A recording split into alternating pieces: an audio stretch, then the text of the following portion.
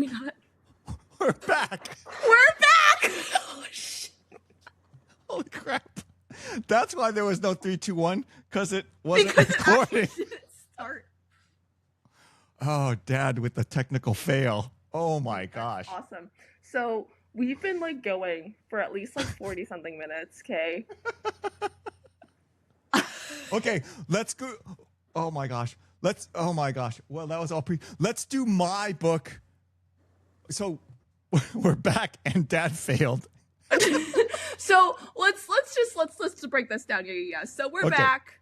And you've been at graduations. We were like going through this, and then you were like, oh, there was 5, 4, 3, 2, 1, and I'm like, oh, okay, and you were like, yeah, well, I don't know, like maybe the app might have updated or something, and then I'm like, okay, and so then we just go, and then I'm talking about this book that you've recommended me for like 45 minutes or something, and then Because I was looking for. No. So what happened was I was looking for like. You said how much we've been talking about this for a while, and then I looked and I'm like, usually there's a thing that says how long we've been recording, and I don't see it. And then I was like, oh, maybe it's because why does it say record there? Is it saying that it's record or that I should record? And then I push record.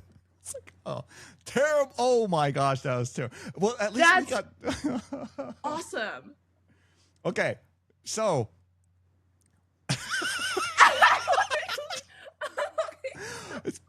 Well, so awesome book with terrible parts of weirdness. sorry, that's just terrible. Okay. Sorry. Okay. Well, so we're probably not even going to publish this one at this point because it's a mess. But we get to talk, and which is important. We get to talk, and it's awesome. And look at how much fun we're having. You didn't get to see what we were actually talking about before this. So we were having a blast. we can actually just talk about the 2 parts, and then we can do like 1 book and pop culture, or multiple pop cultures or something, because we can tie it back. Oh my gosh. Okay, so just quick recap. Yeah, the book that Dad recommended me, it's called Jayber Crow, and it was really good, except for the weird part where he like gets weirdly infatuated with this girl that's like 2 times younger than him. Like he's infatuated, like the age gap is whatever, but like he's infatuated with her, started in like middle school and blah blah blah blah blah. So what? So okay. So the funniest part of that for me, the funniest part of the earlier conversation that wasn't recorded was that.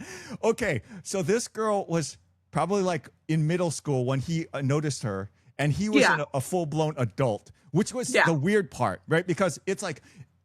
But the thing is, and this is the funny part for me, that there's an age gap. But the age gap as applied to you is what?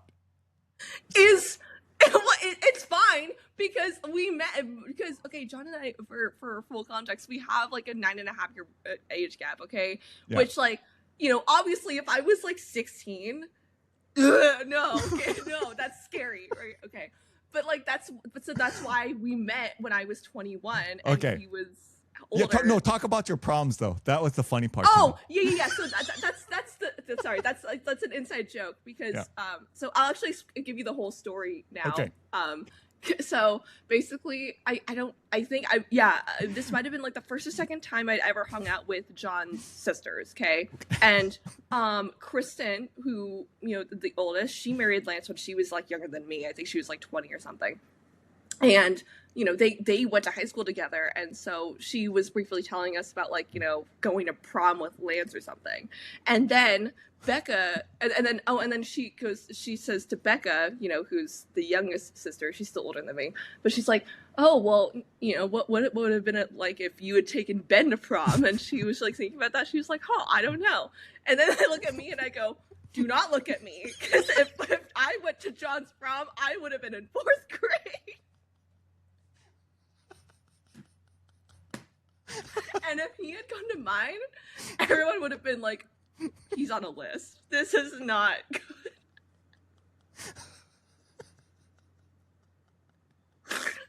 So context matters, guys, okay?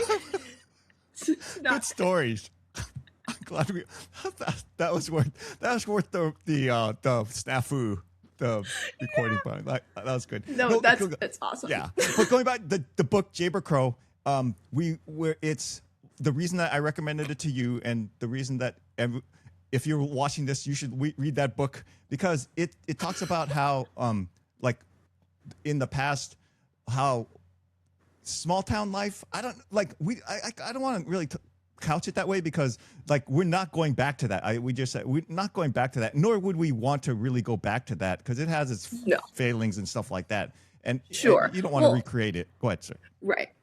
But the feel of like the people needing each other and like the pace of life and life being sustainable and how the near the end of the book like it transforms into like they were a small farming community and stuff like that, and well like how modernity comes in and like it seems like progress. There's lots of more stuff happening. It like the right, numbers and there's like are a bigger. more promise for like more money or more success. Like there's a like bigger promise from bigger things to come, right? Yeah, but it's all an illusion because the guy who was most like he was like he felt like he was making deals. He's running his company. He's like got more land and he's doing all this stuff and he's like he's like going bankrupt. It's like you're just trying to you're it's like movement for movement's sake and and it's like you're not looking for a sustainable life, and that's kind of like I'm like that's my pitch for this book is like look at how life was and how it was sustainable and look at how life became unsustainable and try to figure out in your life how to make what changes can you make and what simplifications can you make to make things sustainable. And one of the things is like being out here in California and you being in Indiana, like the sustainability of things out here is just like you had to, both you and your sister could not live out here because it's not sustainable, because you can't sustain multiple generations in this area because it just costs way too much, right? It's just like it's impractical, and that's how Port Williams is going to, if it kept on its trajectory, it was like people were moving out, right? Why do people move out? Because, everyone around them is trying to become successful. I don't know how you keep, this is one thing, as a church body, LCMS, right? This is one of the struggles we have is because small towns, people are moving out because they're moving out to to be successful. I don't know if those small towns are sustainable in the current context or not. I don't know, but, but they're, it's the struggle that we have is like, what size community do you need in this modern times that, that make things sustainable? And I don't know what that answer is. And I don't know what what a sustainable small community looks like. Right. Yeah.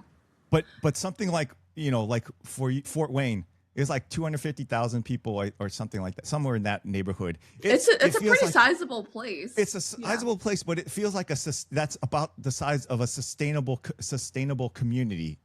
It used to be, a couple thousand used to be sustainable. Maybe now a couple 100,000 is sustainable. But something like, I don't even know what the the SF Bay Area, I don't know, 4 million, 5. I don't know I have no idea what our population, but it's not sustainable because it's just too much stuff going on. I know. So there's a balance there somewhere. A bunch of stuff. It's So the book is look for some kind of balance and things like that, and don't look for a middle schooler. Yeah. Oh my gosh. Yeah. I'll and then my least favorite part of that, outside of just the infatuation with the middle schooler thing, it's like later in life, the main character, he runs into her husband who's like cheating on her and like dancing with another woman and stuff. And instead of like being a normal guy about it and like confronting him maybe, or I don't know, like maybe going to her and trying to tell her whatever, he just like, it's all internal. So he just goes, oh man, that sucks. Well, shoot. Well, you know what? I'm faithful in my mind to her now. I'm her husband in my mind. That was like, you are weird, bro. You're actually weird. Okay. That was definitely the weird part. That's just no, thank you. No. Other than that, though, Jayber is a really interesting character, I will say. So I'll add on to the pitch. Jayber, he's a really interesting character. He has a lot of tragedy in his life from a very early age, and yet but then like he doesn't like there is like kind of like an overcomer kind of feeling to the story, but it's not so in a way that you often see in like, you know, more epic stories, right? Of like he becomes like a super famous person or becomes like a superhero or anything. But he kind of shows but in the fact that he just eventually goes on to he tries to become a pastor, but then he eventually just goes on to be a barber and then like a he's like a basement cleaner and like a grave cleaner or whatever, right?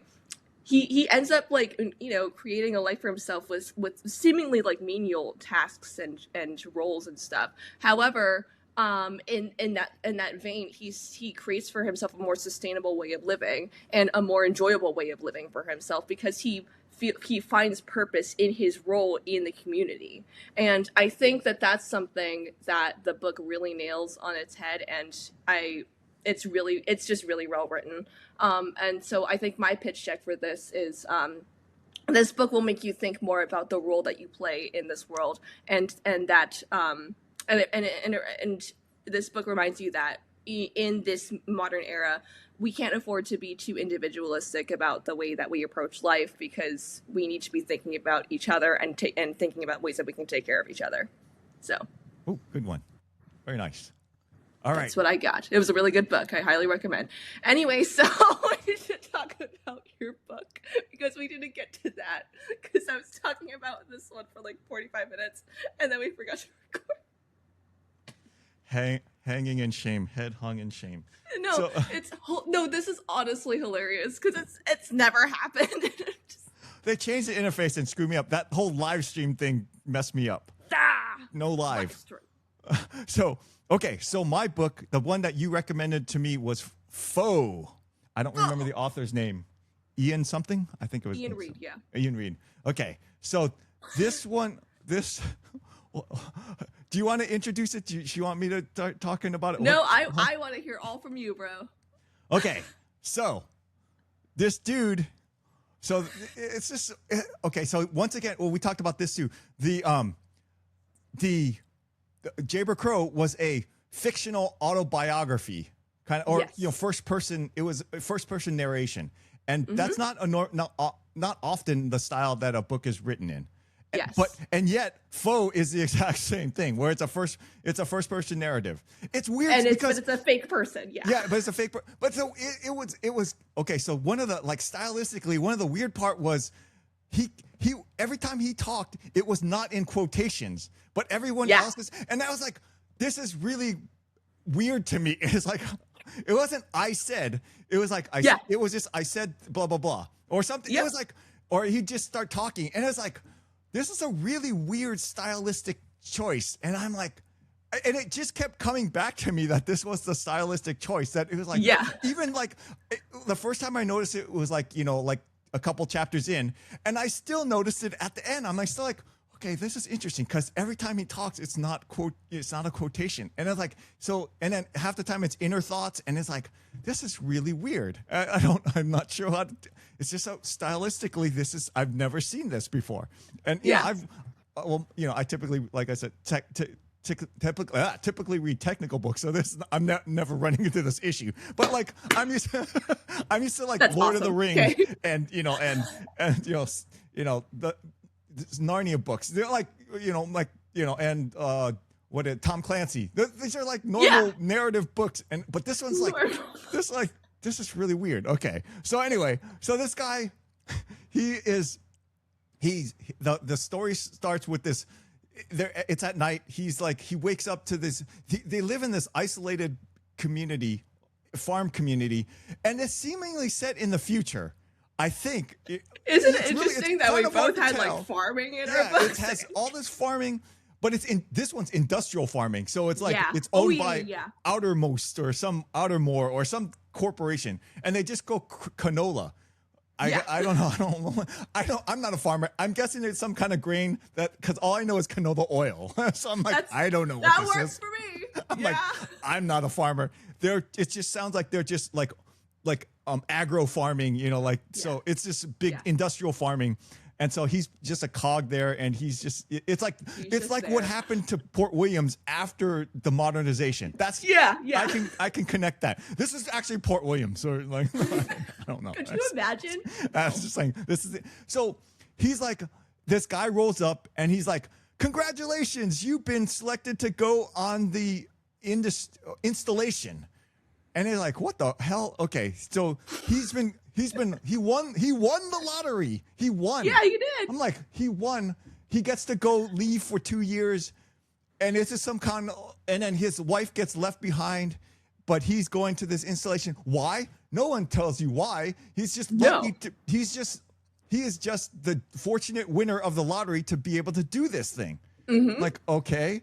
All right, so you're like, you're kind of half distracted by, well, why is he going and who is this guy? And you're like, okay. And then they start, the guy starts asking him questions about, what was your life like? And they ask these weird questions like, what was your life like before your wife? Yeah. Like, and it's like, okay. And he can't really remember much about his life without her. And it's like, okay, this is kind of weird. Okay. And then the guy, after he gives him this great news that he's won the lottery, he's just like, okay, I'll see you later. And then it's like, okay. And he comes back a few months later and he's like, good news, we're getting closer. I need to take measurements of you. So he's like taking measurements, blah, blah, blah. And I'm like, okay, so this is weird. So this is theoretically in the future. So, okay. And he's taking measurements. It's like, okay, he's probably measuring him for like some kind of android that's going to replace the guy. Well, like he's going to take his place. And naturally. Right. And so then you're like, okay. And then they keep going back to the thing where like, they keep going back to, what was your life like before before his wife? Yeah. And they're like, I can't remember really and he never remembers anything about his life. I'm like, this is really weird. Okay. And again, it's not in quotations. He's just saying. It's just like saying things. And then he's like, he's getting suspicious because this guy now, he's like, yet again, like some time lapse. He's like, oh, you're going soon, really soon. So now I have to move in with you guys. It's like, why is this guy moving in? And then it's like, and then he's like, this guy is his name is Terrence. He's all like hanging out with his wife. And you're like, what the hell is this? And then it's like, and then he's trying to communicate with his wife, and they have this really weird relationship where she doesn't like anything that he does, and he doesn't like, he's trying to please her, but she doesn't like anything he does. Nope. And it's like, what the hell is this? This is really so goofy. And it's like, okay, I'm like, why did they, I'm still like going, then like later on, I'm like, why did they even agree to this? I still don't understand why he left or why he's supposed to leave. And it's like, what the hell is this? And then he's like, later, right near the end, it's like, he gets injured, and then he looks at his injuries, and then there's no actual injuries. And he's like, okay, this makes no sense. And then like right after that, then what you find out is that he is the android. Yeah. He is the guy that replaced, but he's set up in such a way that and I'm like, okay, I don't understand why any of this. Why did you agree to go off? Why did you need a android to replace? Why? I like, okay, so feel like from a philosophical standpoint, that brings up like there in the back of the book, and tell me if this is like real or not. Is this part of the book or what? But there's a study guide after the book, at the back of the book. I'm like, okay, is this study guide meant to be real, or is this part of the fiction where you're like, I'm supposed to like take this as a real thing, or is this like, what are they trying to say to this study guide? I'm like, why is there a study guide? Am I supposed to take this study guide seriously, or go, what the hell? Why am I like?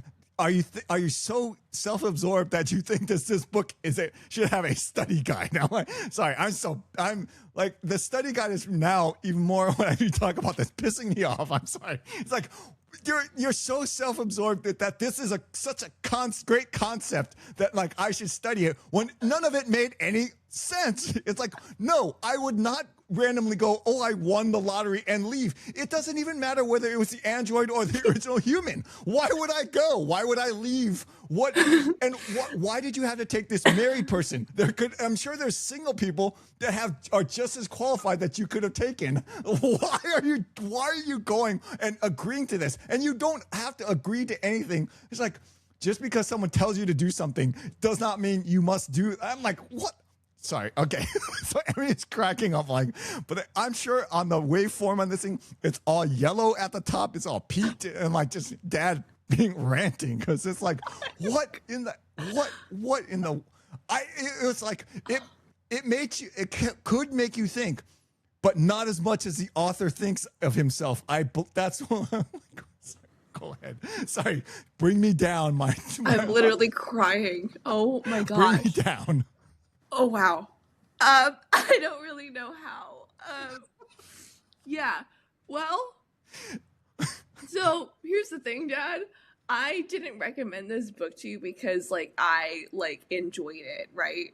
You know this. That's okay. Yeah. No, I recommended this to you because it enraged me so much. I needed somebody else to feel the rage with me. So you found your dad. So I agree. Okay, I want to hear your rant because it's got to be. I want to because you're a literary. You have a literary bent to you. Mine is just like technology and anger. Yeah, you were yelling at it like you would like a horror movie, right? Yes. And that's how I felt when I was reading it, right? Because okay, let me explain to you how I found the book. Okay. I can see that horror take. Oh, good. Yeah. Okay. So okay. I found the book because it was a movie adaptation of it. Oh. And I saw clips of the movie and I was like, that looks like an interesting premise. I wonder, about this. So I was like looking it up and I saw that there was a book. And then I'm looking and whenever I hear about like some sort of book or something that I'm interested in, I always look up on like the website of my library here and they had it. So I was like, well, why don't I just read it? Okay. Cause yeah. And I did. And I was like, this is the stupidest thing I've ever seen in my life. What are you literally talking about? Okay. And also, so this guy, the author, he wrote this other book that also turned into another movie that I saw, guess what, at Cal Arts. Ooh. Which means it wasn't a good movie. Or at least it just didn't make any sense. So, yeah. And it was called, I'm Thinking of Ending Things. And it was, I'm not even going to get into it because I don't want to give it the time of day. But what I will give the time of day is my rage at this faux book. Because, yeah, makes literally no sense. I mean, it's, okay, so there is a promise there of like, oh, okay, so it's like, it's an android story. It's like okay, someone's replaced something, right? Or, but then for it to, because I was thinking that it was going to take more of an apocalyptic approach, right? When I first started reading, I was hoping for there's like some sort of shortage of humans because in my head all I was thinking of was, why are we focusing on literally only 3 people at a time?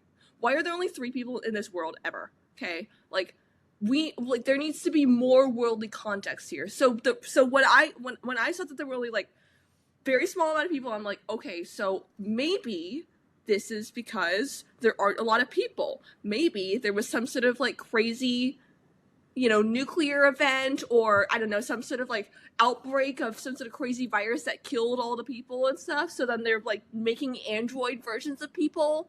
And then it's the androids questioning their reality and who they are. And, if they're actually real people and if they can, and androids being in love. And like, that would have been such a riveting story. I would have loved to like, I enjoy like androids, like trying to figure out like who they are.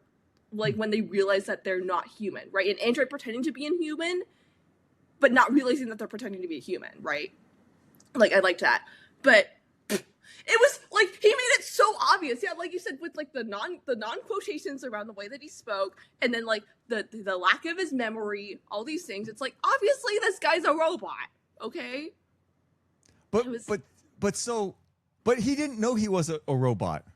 No, he didn't. But that's the part that like the thing that you like is if he knew realized he was a robot and then tried to deal with it. Is that what you're saying? But he didn't really deal with it. No, he never. Well, he didn't know he was the robot until the real guy came. And I was like, the real guy came back. I'm waiting for him to like realize it and then work through that, but he didn't. So I was like, that was really disappointing. Okay. No, that I can see that as interesting, but like that's I guess the complaint of the book, or my complaint, is that it wasn't wrestling with anything. It didn't like, all it was you were fooled. Well, like you can be fooled that like you didn't know it was a robot or an android until later on. But yeah. What was the point of the book then? Just like that, was it that a android could self-delude itself? His wife tried to get along with the robot, the android. Why? So, okay. So my kind of like theory, I think this is kind of theorized maybe in the book, maybe, but like, I think she was asking. Because I thought like she was the one who was behind all this, and she was asking for another copy of him because then this kind of android wasn't working out for her, right? Because she didn't like her original husband. But then for it to turn out to be the actual real dudes like want to do this, like the original dude was like, oh man, I actually suck. I should make a different version of myself for her to make her happy. I was like, that's just weird. But the thing is that they were. I guess, and I looked at the study guide thing because I was like, I said, I was like reading through it. And I'm like, okay, so it does make the interesting point, like the relationship between the android and the wife, and the human and the wife was still the same. No, even though it was a different. One was real, one was not. It was like they still didn't. Like they weren't aware of what the wife needed at all. Yeah. Both human and android. And it was like, and I think the android tried more. You don't know what the human, I don't know. It was just like, okay, so if that's the point of the story, that was a long way just for that single point. Yeah, just for that. Because there was no other. I just did not see what it was trying to.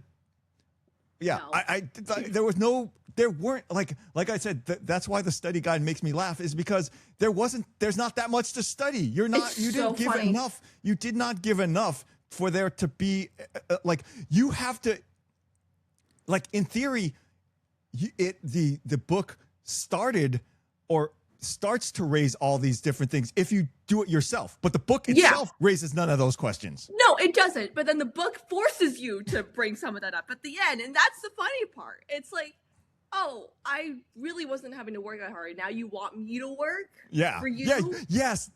Yes. That's a good way to put it. Like the author did no work, and now he puts it all on you to do the actual wrestling that's of exactly the point that I realized I needed to show my dad this book, because this is exactly how you feel about contemporary art. This is exactly how you feel when you're like, you want me to do the work. Oh my gosh, you want me to do the interpretation? You want me to do the work for you? That's you just throw stuff together and you go, oh, this kind of looks, it's kind of the meaning that I have, but no, you decide. You figure it out. What you have a whole, every contemporary art piece should have the study guide that they want us to do.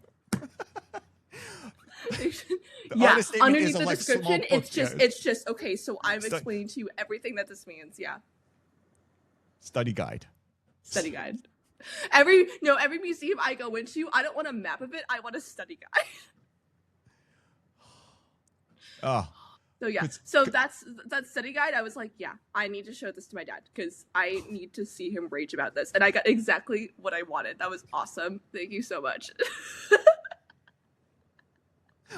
That's fascinating, because I did not know that. I was like you said, I didn't know why. I did not know why you recommended it. You recommended it because you needed exactly to rage and that's what I was hoping for. I was like, I wanted to be like, what is my daughter reading and why did she think that I would like this? What is this? Oh, And then this is the reveal. This is the plot twist that you wanted. So no, the other thing, I never questioned that you recommended to me. Okay. Because but you questioned the reason why I did. Well, I think no, because the thing is like you recommended it, and so I don't always expect us to have the same opinion on something, right? So I wasn't I don't know I'm not sure what she saw in this. So yeah, but I'm gonna finish it because she read the book that I recommended. I'm gonna read the book she recommended, and then we'll talk about it. But I didn't know whether you were recommending because it was like, oh, this was awesome, or I definitely did not think that you wanted me to read it for a rage because you were rage baiting me with a book. That's fascinating. Because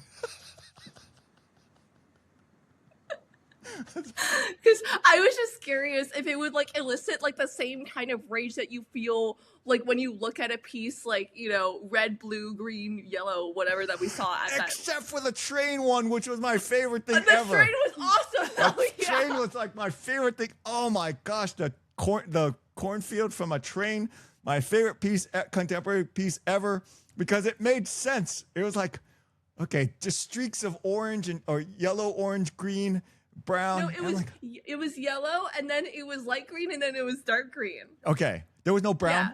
There was no field or no. So because it was dark green, and then because that's like, you know, like the grass or whatever. Then the field is the light green, and then the yellow is kind of like the sunset or whatever. Yeah. I was like, this is awesome from a train. Yeah. Because from that's a train. He's like, if I let my eyes just like go blurry, that is what I would see. And I'm like, okay, that is fast. I mean, that's like a interesting it's spin. Like, wow, there's like no effort here, but that makes sense. Yes. There's got to be some effort, right? No, yes, no. Say that with some effort. He picked colors. That was the effort. He picked colors and then he named it. You've blown the illusion, because I thought he was a guy just like he was on a train somewhere in the Midwest and watched and he got inspired. No, he just threw up some colors and then backfilled the story. It was an easy money grab. These are contemporary artists, Dad, that we're talking about. This is modernity. We were just talking about this. They're going for the money. They're going for the money. I'm disillusioned even with my favorite piece now. Wow. No, you know what, Dad? I will let you live in your little, you know, idea that you have, which is that this was a guy who was genuinely looking at like a cornfield and then blurred his eyes and went, huh. Fascinating. I can see this. Have I ruined your favorite contemporary art? The one contemporary piece that you liked? You've not completely ruined it, but it's diminished in my eyes now. No, I'm still living in the fantasy that he was a guy that just, I was still saying he's just like, he was on a train and he's just like was zoning out. He took off his glasses. And and then he's just like let the scenery go by and he said, that's it. That is my next piece. I'm going to stick with that illusion. This might be my favorite episode ever. We messed it up at the beginning. This is my favorite. I can't. I've never laughed this hard. Oh, this is awesome. Okay. I successfully rage baited my dad with the book, which I never thought that it would be possible, and we're here now. And yeah. Oh my gosh. Okay, that is good. Okay. That's all awesome. All right. We're having, this is what we need. This is it. This is our podcast, guys. Okay, you have your sit-in stories where, you know, you got all your awesome stuff on there. You have your awesome guests, and you talk about like really deep, important topics. And then we come here, and then it's just rage baiting through books. Oh, that's pretty good. That's pretty good. Okay, all right. On to our pop culture segment, which I have no idea. So my full context is once again my only contact with pop culture is Brett Cooper. That is my only touchstone. And now Emmy says, well, she's now a mother, so she's not even that pop culture-ish, I don't think. No, Like, she's not. She's not as on her she's family. very mainstream pop culture, not fringe pop culture. She used to be kind of fringe and find new things. Now she just takes mainstream pop culture. So it's like, just whatever. so I don't know the fringe anymore. I don't know what's No. going on with the trends and the Because she's a mom and she's busy and she doesn't have time to get into that. into the really weeds. weird stuff. The really weird stuff. Okay. Yeah. Okay, so what is your pop culture? Yeah. So once again, this comes from recent conversation with my husband. It's about music now, and then it's pop artists especially, and then it's also, but the main focus is going to be artists and canceling tours. Oh, artists canceling tours. Okay. Yes, because this has been a Mental thing. health? Yeah. Okay, go ahead. I heard of it. Okay, well, sometimes, yeah. Anyway, so this started because John and I, so one of the most popular releases of an album recently was this one album from Olivia Rodrigo. She was really well known for her first breakout single, which was what was it called? Driver's License or whatever. And then she came up with like 2 other projects that were like, okay, fine. But this recent album was her most focused album, and it had like the most like thorough, like there was like a thorough like storyline throughout, and it was also very reminiscent of The Cure. And she also has like a song literally called The Cure, and she also literally has like the lead singer on one of the songs. It's like one of like John and I's like favorite albums of the year, and so we've just been listening to it nonstop. And so we were talking briefly like, oh man, if she wasn't like so expensive, like we would love to go and see her, right? Because you look on Ticketmaster or whatever. Also, like even before the album release, there were already, her tour was already like sold out, right? Okay, yeah. Because it's just nuts. People are going nuts over it, right? So there's already like that whole thing of like fan culture and being obsessed with like, getting all these tickets and going to all these events, and no matter how expensive they are, and they're expensive, okay? So that started there, and then when we were kind of looking through different artists and stuff that we like, there's this one guy that mom really likes named Steven Sanchez, and he canceled his entire tour for his whole new album, and it's like a year-long tour. And I was like, whoa, that's really intense. Something really bad must have happened, right? Yeah. And then he posts something, and then he says, so my mental health is really bad. That's 1. And 2, I didn't actually enjoy making this album.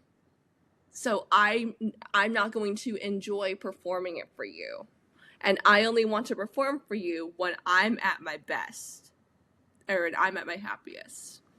And it was strangely, like, you look in the comments, and it's strangely met with a lot of like understanding and like, oh, totally, take your time, do whatever, okay? And then I see this other post from this other artist. He's well known. His name's Noah Kahan, and he also had an album release this year, and he has a tour, and he didn't cancel the entire tour, but he canceled like 1 or 2 shows because of bad weather. And the fans were not happy. Oh. There was so much rage. There were so many videos of people freaking out. Like, they're like, I want my refund. I want like blah, blah, blah, all these things. And they were getting so pissed at him. Like they're like, why would you do that? Why would you cancel the show that I paid to go and see? And not just paid for the ticket, paid to go get hotel and, like all this merch and like whatever else. And in my head, I'm going, I'm comparing the two, and I'm like, how these reactions should be completely the opposite. This makes absolutely no sense. Why? What is this? And I've come to realize that I don't, and again, I don't know if this is a thing that's always existed in fan culture, or if it's just more prevalent now because of the internet and we just see this stuff more. It's more accessible for us to see. But there is this entitlement now with all of these people who are consuming. People love to consume stuff, and then now there's an entitlement like towards the people that are like, you know, that are giving out the stuff for you to consume. All of a sudden, people are like people were upset about the same guy for not having like the right songs in his set list. Okay, people were upset at this guy for people were upset at a guy for literally not being able to control the weather. Okay, like it doesn't make any sense. But then when a guy literally cancels a whole year of a tour that hundreds of thousands of people paid for, maybe even up to like millions, okay, and then he says it's good to mental health and it's okay. That makes no sense. But I'm sorry, but so I guess the way that you frame it, I don't have an opinion on it, but it makes sense in the way that the world is today. Yes, I do understand that. Okay. Yes. That because I just don't like it. Because yeah, if you say you're taking time off for mental health, everyone will give you a break. Like that. Yeah. That is just like that used to be a thing where like if you said that, well, yeah, it's. I mean, this is, and maybe this applies to concerts as well. But this recently happened, like, well, not recent, but a couple of years back. There's a tennis player that said she couldn't compete in things because of her mental health, and it's like, like sports is all about like mental strength, and so if like it didn't even compute that an athlete would say that they're not going to compete because of mental health issue. I mean, like Tiger Woods, competed and won a U.S. Open on a torn ACL, I think, or something like this. Like he had either broken leg or torn ACL, something like he compete like, and like that's physical health, but there's also a mental health toll that and so if he had said I have a broken leg and they like that's why I'm not competing, like people are like, okay, that makes kind of sense. But if he's like, oh, my mental health is really strained, people are like, what are you talking about? Okay, You're dude, an athlete. what? Yeah. And well, this goes back to old, to bro culture and like my upbringing. It's like, suck it up, bro. Get out there and do your job. Do your, like, and like, I guess from an, like, that's an athletic side of things. From an artistic side, I guess you get more leeway because it's like it's more sensitive, artistic and sensitive. It's like, it's more vulnerable, I guess. Yes. Right, and then like you could see how someone could also say, I don't want to perform for you unless I'm at my best and kind of thing. But that's also kind of like a little bit of a cop out too, because like athletes and stuff. Once again, I always go back to athletes because that's like more what I understand. It's like nobody's ever 100% healthy. There's always tweaks. No. You have like jammed something, bruised something's like you do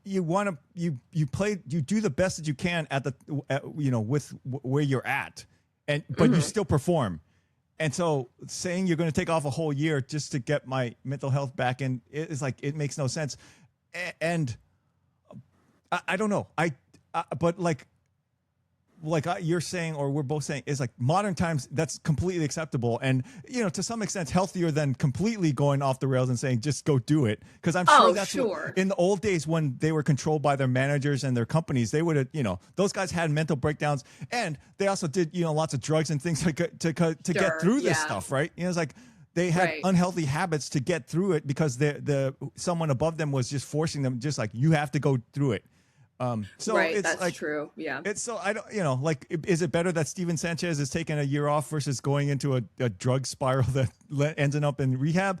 Probably better from a long-term perspective. But, like, I don't know what the right balance is because, like if the artist is so sensitive that they, like, I guess the market would say, he's sacrificing something of his career and fandom if he goes through that. So maybe there is a reasonable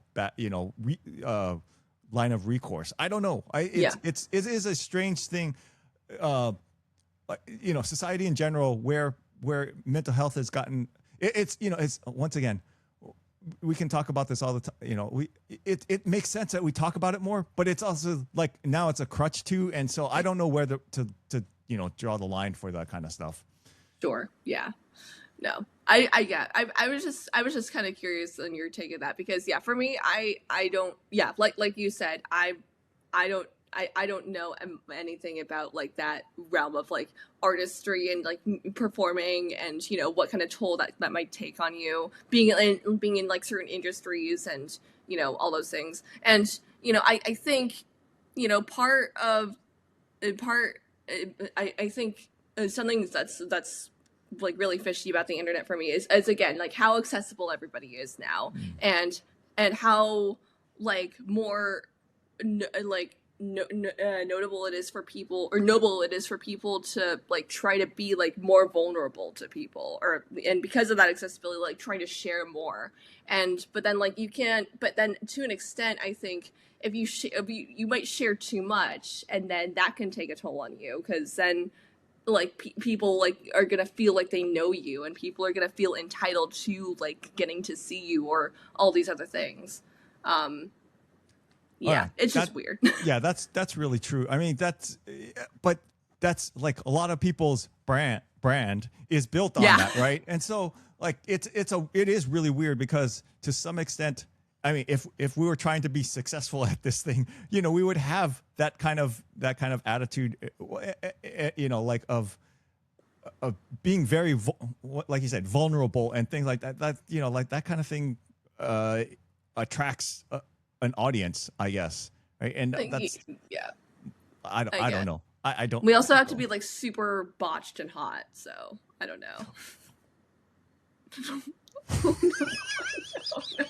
Okay, no. Okay, no.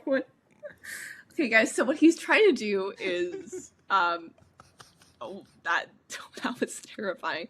What he was trying to do was, the mogging Chad face. I don't even know what that means. See that. Never asked me to do a face other than the one face that I can do, which is that's the only face I can do. You're laughing so hard you look like a tomato. No.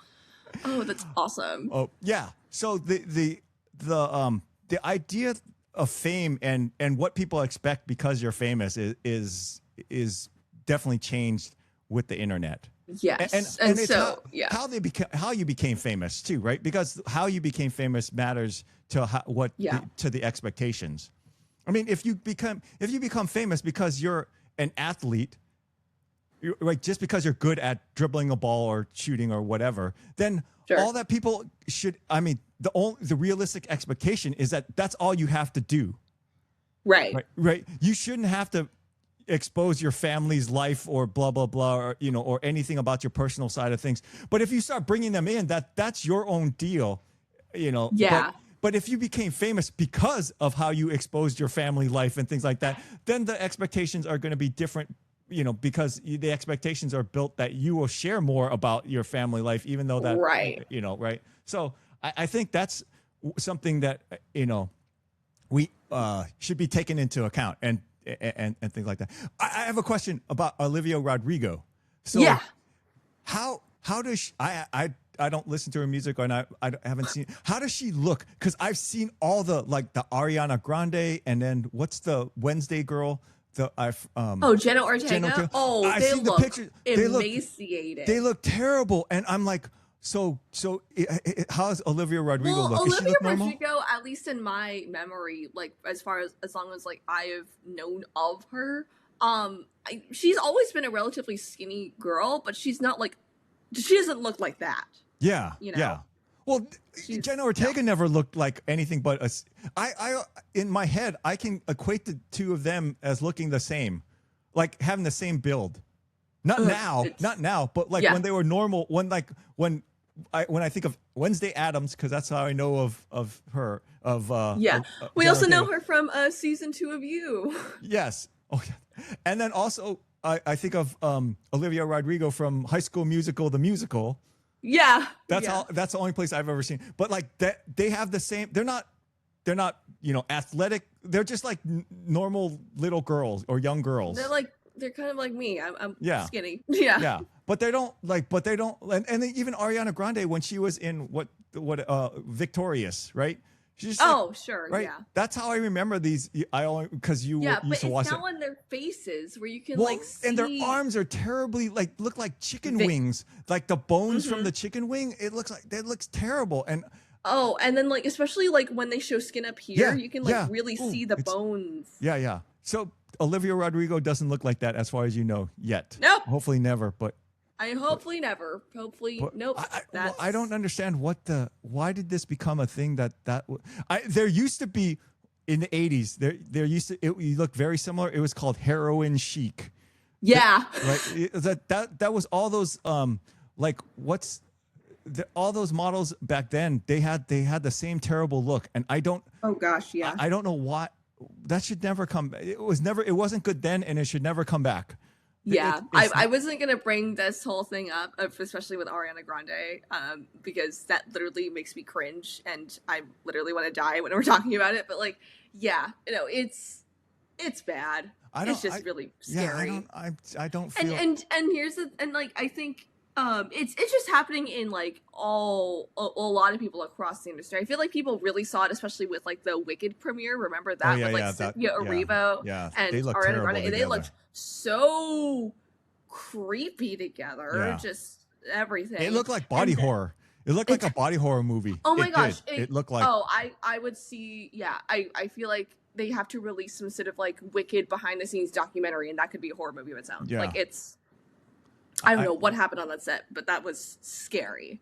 And like the way that they were acting in the interviews, did you see all that? Oh that was weird too. Yeah, I saw the I think Brett Cooper did the thing where she was like showing all the weirdness that they like what is going on there? What are they yeah.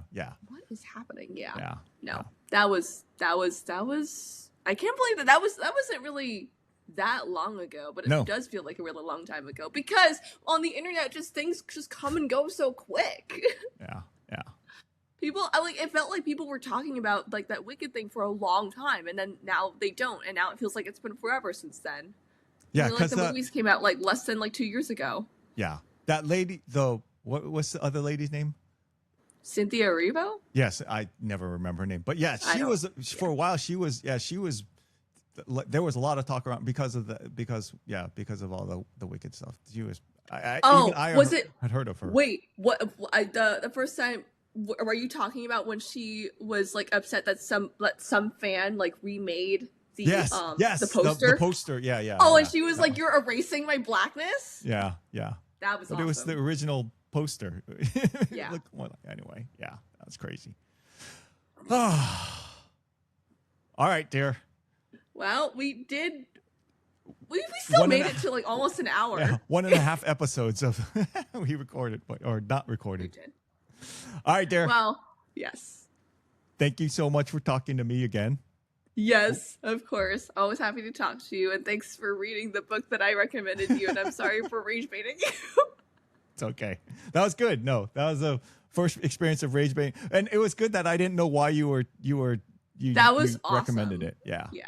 Okay. And and again, that's why I wanted to hear only you talk about it, because I just wanted to see if you would get to the because when you said to me like, I don't know how I feel about it, I'm like, oh, this could be good. I think he might not like it. And thank you again for recommending Jayber Crow. Besides the middle school infatuation stuff, it was a good time. All right, dear. I love you. I love you too.